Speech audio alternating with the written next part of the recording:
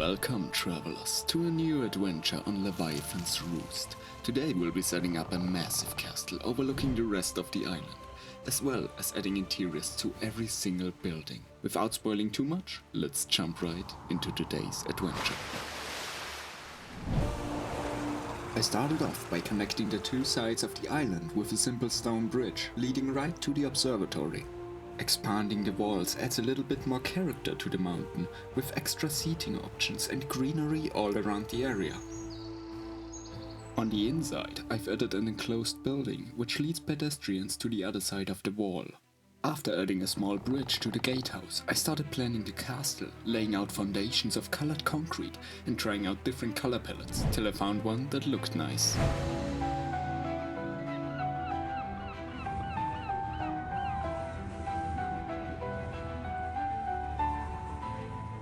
I connected the main castle with the isolated tower with yet another bridge. This was my first time building anything of that scale before, so I completely underestimated the amount of time creating the basic shape of the castle alone would take. But after texturing everything, I started detailing the build, adding windows, balconies and lots of flower pots to the walls.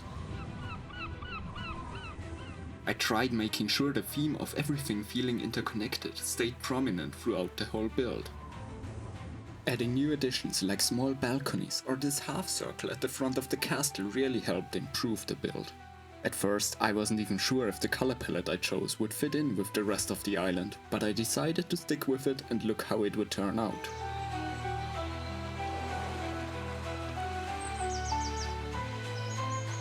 In between the obvious extensions of the castle, I spent a lot of time flying around, adding minor details all around the building, which aren't even noticeable, except for when you're actually looking for them.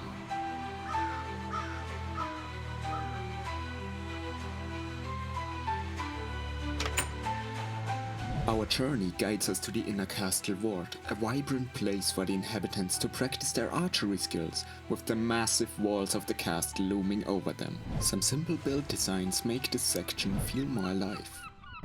Now there was only the main area left to detail, with lots of extra windows and a staircase to the backside of the building.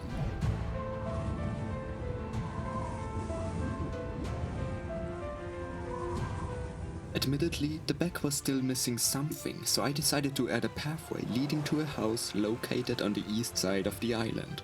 A small bridge next to it guides pedestrians right into the mountain underneath the castle.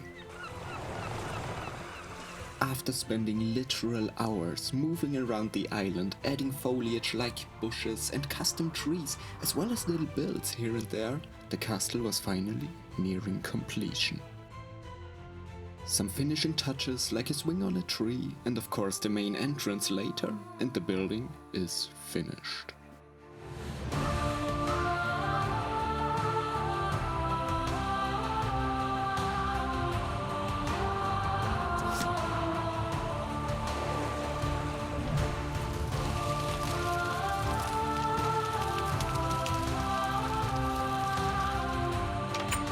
While we have a harbor on the island, we're still missing some ships, so for the first time in years I tried building my first vessel. I designed two different versions and added them to the dock. I detailed the ships as much as possible before moving on to the most dreaded part of this video.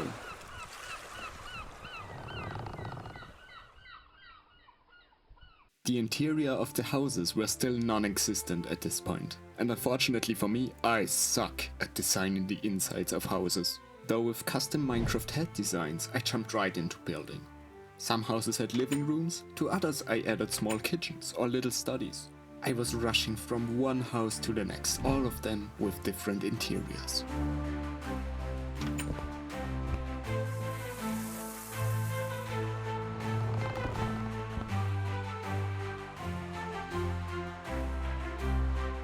I laid out a map of the island on a table inside this room, then went on to designing a lab-inspired interior for the observatory.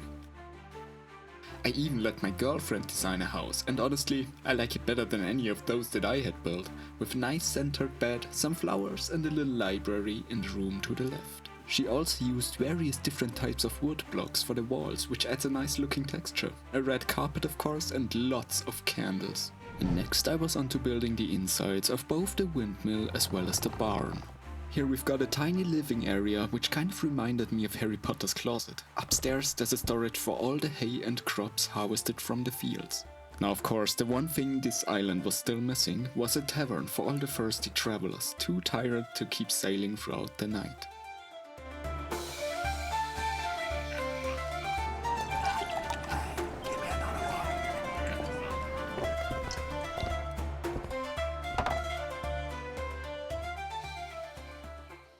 Now there's only 2 more buildings to go before we tackle the massive castle. All the designs up to now have been quite simple, which we're gonna take to the next level soon enough.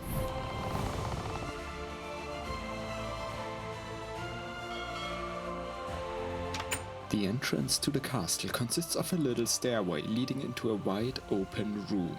I designed some interesting looking wooden beams with a chandelier hanging from the ceiling. To the left and right are 2 narrow passages looping around the room, conjoining in a little area showcasing some ancient armor. Now the open room itself is decorated by delightful carvings in the stone floor, as well as potted plants in between each wooden beam. Moving up a floor, we find ourselves in the dining room where banquets for the royal family used to be held, but that was a time long before the island became a trading outpost. Speaking of dining, it was time for me to design a kitchen to prepare meals for the people staying in the castle. A creaky stairway guides us to the 2nd and 3rd floor, towards a cozy common room, tiny bed chambers for the cooking and cleaning staff, and further up to a bridge leading to the tower in the southeast of the island. To be honest with you, if I didn't accidentally punch a hole into the wall, I would have completely missed the bridge, so I'm glad I'd found it in time. This pathway leads to a spiral staircase all the way down to the bottom with hanging leaves and lanterns, which add a lot of detail to the section.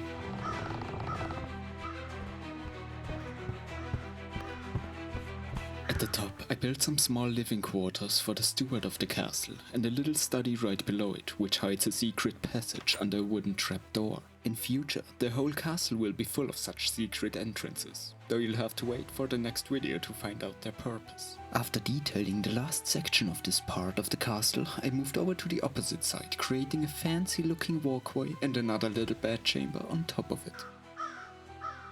The diagonal passage actually gave me quite a bit of trouble building it, but it's essential to bring us to the main part of the building. A graceful throne room lies at the highest point of the castle, though the throne itself is but a relic from past times, a reminder of a great dynasty that once brought the kingdom to new heights.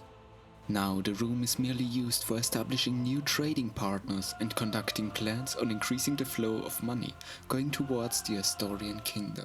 To enter said throne room, I created a staircase leading up to it, with the royal bedchamber, now unguarded, right behind it. I tried various different designs for the bed itself, till I found one that I liked. Now, as you might have noticed, there are still pathways leading into nothingness, but I've got huge plans for them. Though unfortunately, this marks the end of today's adventure. And so they say, a sailor from far away came to this deserted island, claimed it for himself. A mighty nation, but look at us now, merely a shadow of our past.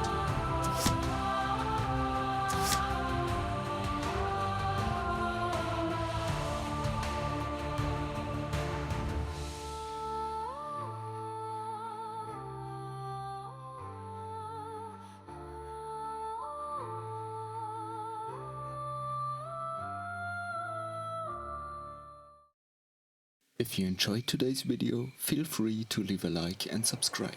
Thank you so much for your support on my first video, it really means a lot to me. Now this world will be available for download on my Patreon after it's finished. You can already download one of my small maps over there for free if you want to. I appreciate all of you, and I'll see you in our next adventure. And adding foliage like pushes. I detailed the ship as I detailed the ships as I can't speak.